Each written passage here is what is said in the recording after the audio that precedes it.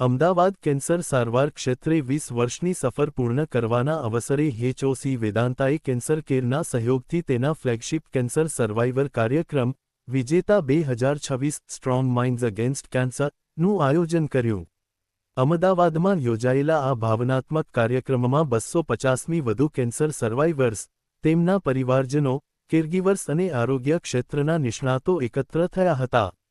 આ કાર્યક્રમમાં જાણીતા ગુજરાતી અભિનેતા મલ્હાર ઠાકર તથા પ્રસિદ્ધ યુરોલોજિસ્ટ અને પ્રેરણાત્મક વક્તા ડોક્ટર નિમિત ઓઝા વિશિષ્ટ મહેમાન તરીકે ઉપસ્થિત રહ્યા હતા.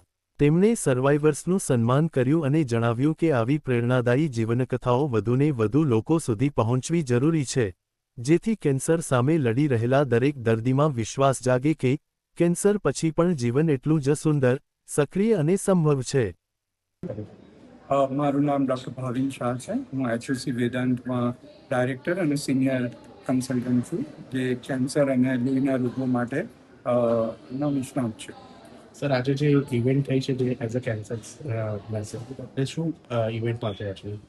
આજે અમે લોકો કેન્સર વિજેતાનો એક પ્રોગ્રામ કરી રહ્યા છે.